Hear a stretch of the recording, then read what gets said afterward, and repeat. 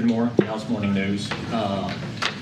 Swings in performance are always exaggerated in September because you have less of a sample size. Thanks for saying that, David. But from week 1 to week 2, that was a pretty dramatic swing. Do you read more into it, or do you try to put it in that context? Oh no, I think it's part of your data for evaluation. I'm a huge believer. And you have education, and it really is part of your preparation, and then you go play it. That's the application of it. Then you evaluate it and start all over again. We need to be better. In this week's preparation, we weren't quick to the first punch.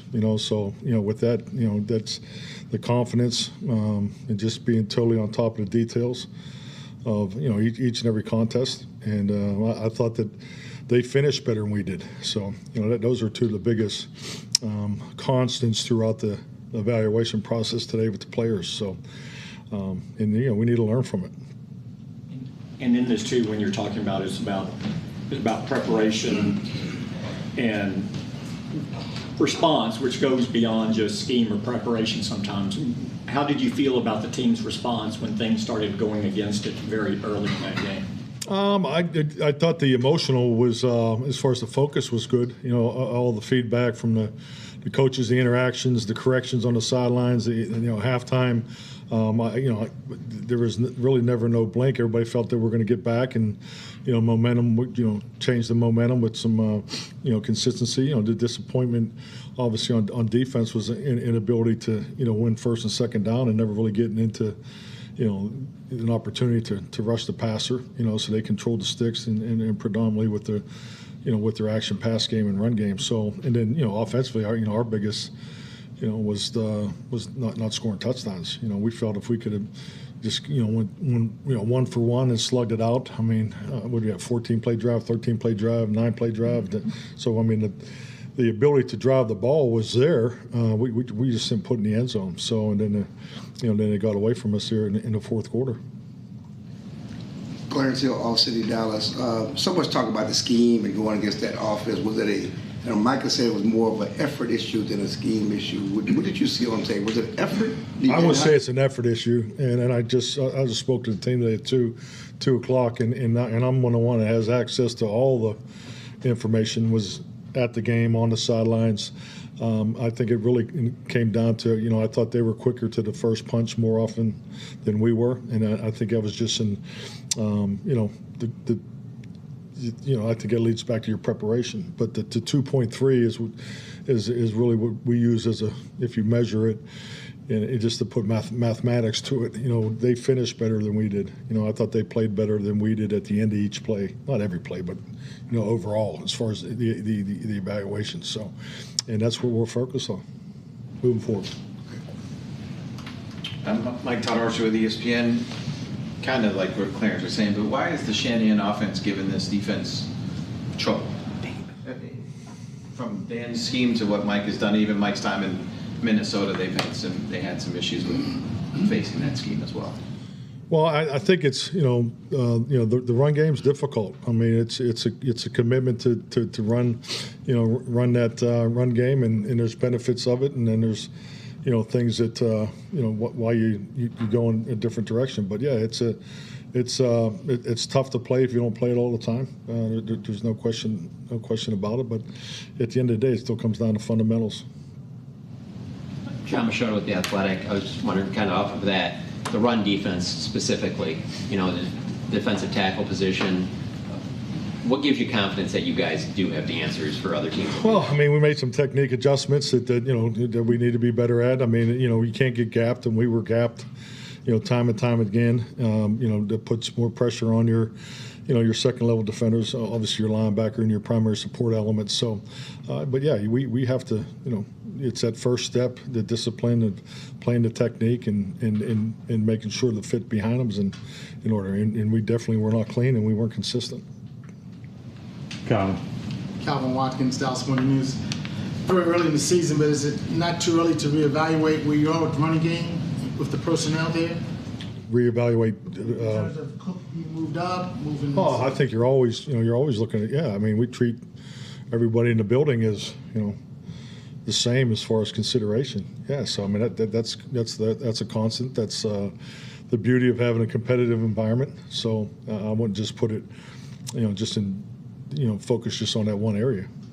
When you look at the running game offensively, how would you evaluate it so far? I think a better evaluation will come when we get the attempts up. I think we've had 2 games and really haven't had a full dose of lining up and playing 4 quarters of running pass mix. So. Saudi's The Athletic.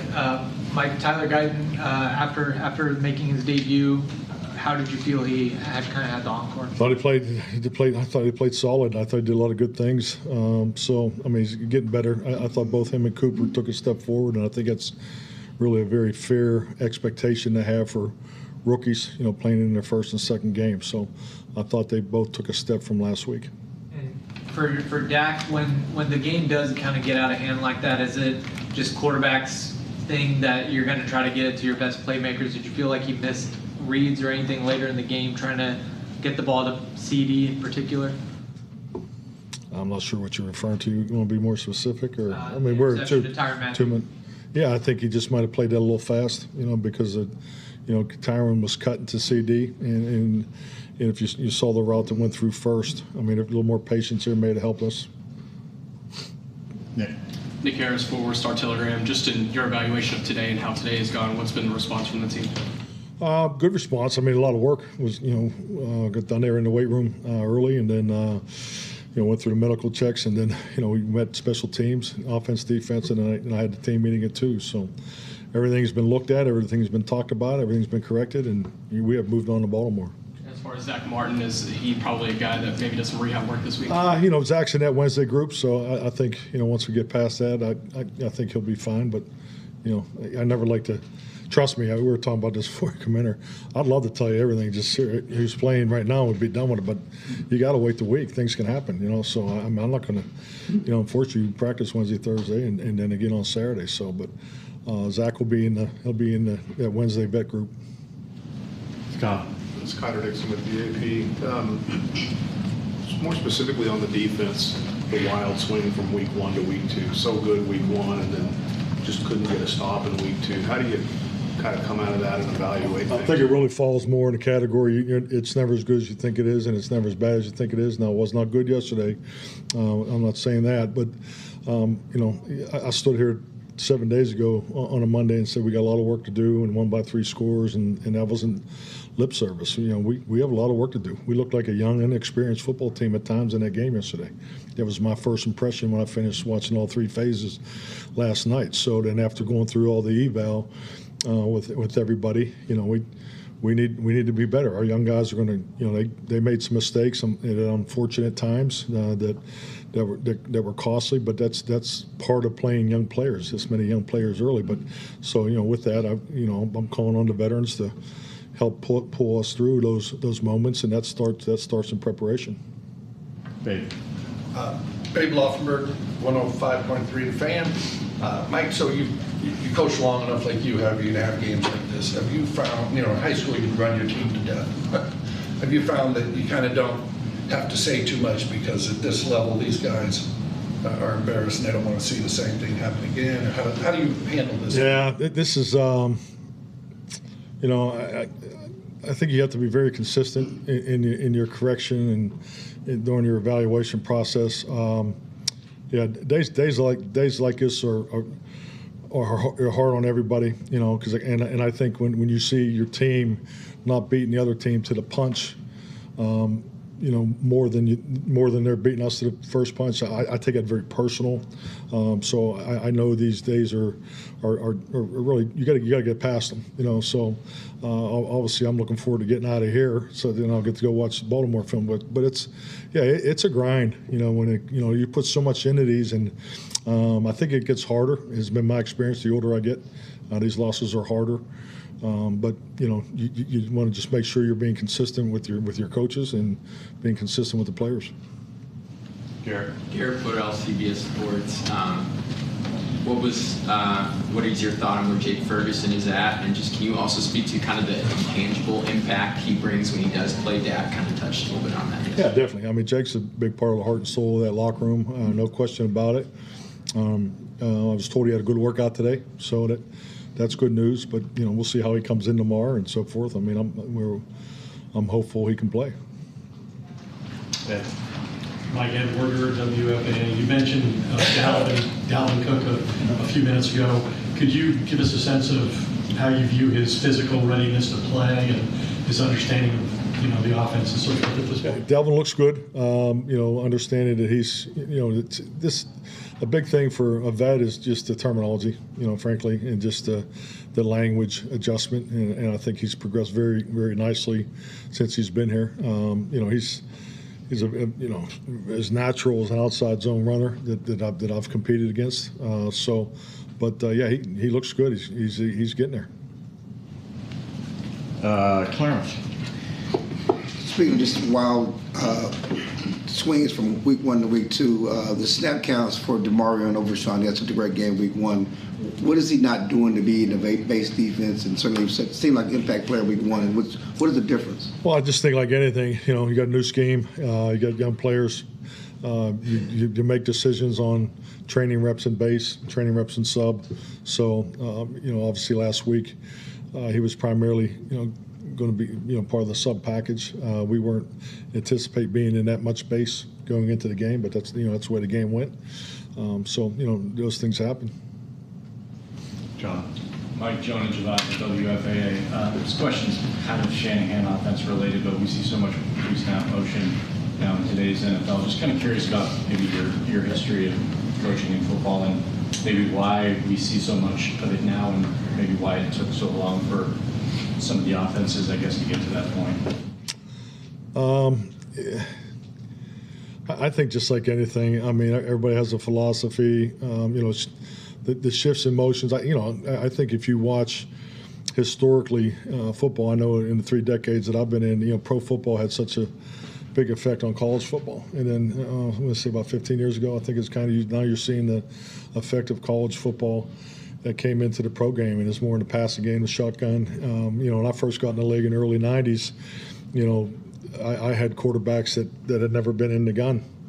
It was always under center. I'd never been in a shotgun until 2000.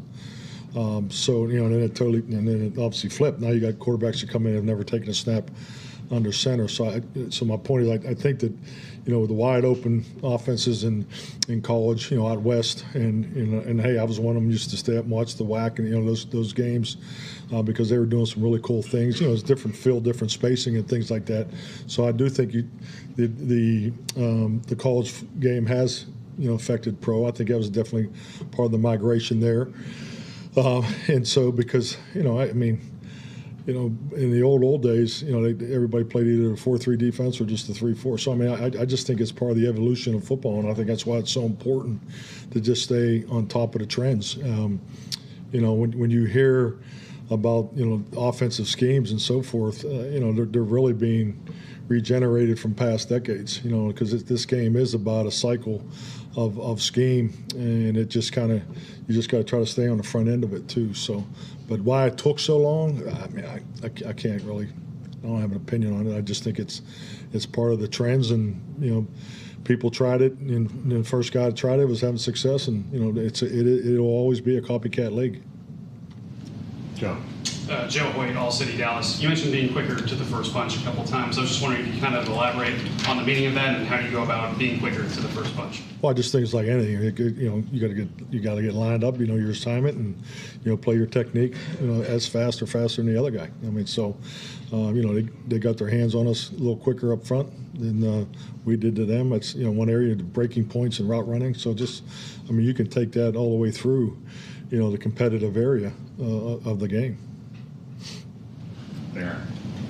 Like Aaron Kasnitz, Lone Star Live. This is obviously your first time reviewing film of a loss with Mike Zimmer. What were your discussions like with him, and what did you learn about the way he likes to move on from a performance? Well, consistency. Once again, I think you got to remember it's not like we're sitting there, evaluating it. It's same answer. You got the alignments, assignments, make sure the mental part of it's intact. Then you go through the fundamentals and techniques, make sure that's intact, and then then you're always talking about the finish and the ability to make plays. We evaluated. Mike's an early guy, so we talked for a while beforehand, and then I went in and watched it with his staff at 7 o'clock. Louis Scruggs, NBC5 Dallas. Mike, you spoke about being in the game 30 years and getting ready to watch Baltimore take. When a team like this has expectations of Baltimore and they're down 0-2, what's that kind of pressure like trying to get that first win? You talk about their pressure? Yeah. I just think, speaking on behalf of other teams is always a reach, but I've known John. John has an excellent football team. They have confidence. They played in the AFC Championship game, so I think if anybody understands the length of a season and how far out this we are away from the most important games, but yeah, I mean, they definitely 0-2 is definitely brings a sense of urgency.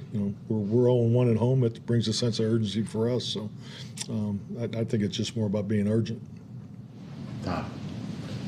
Mike, you guys went 10 personnel and a bunch of. Was that due to Jake being out, or is that just the way the game? That's part of it. Yes. Yeah, definitely. What do you like about having going no tight ends? Because you guys have been successful with multiple tight end formations on the field. Well, I think it's more situational based. I think if you go back and look at the situations that we use 10 in, it could give you clarity to the why. They're a dime team too. Mike, when Jalen Brooks kind of has an unfortunate situation where he slips and the ball gets intercepted, do you talk to him about that? Do you let Dak handle that, or for his confidence or anything like that? Yeah, I mean, I didn't talk to him yesterday, but yeah, I mean, that to me, that's part of playing and coaching in this league. You're always talking through the highs and lows of every game. That's part of the ebb and flow of the game. That's part of the communication network on the sidelines. So, Dak went back to him. So, I mean, 2 other times after that. So, I don't see why it was a big, that big of a deal. How surprised were you when you saw that tape again? Because you had said we looked like an inexperienced team and we didn't finish. How surprised were you when you came to those conclusions? I wouldn't say surprised. I was just I was disappointed like everybody else. So it's first home game, and had some momentum come out of week 1. You always want to improve. At the end of the day, the result is. It's the ride. It's the competition. That's what counts. I mean, it's the process. So, and we did not improve. We did not improve from week 1 to week 2. That's the biggest disappointment. And then obviously the result speaks for itself. All righty, thank you, Mike. Thank you.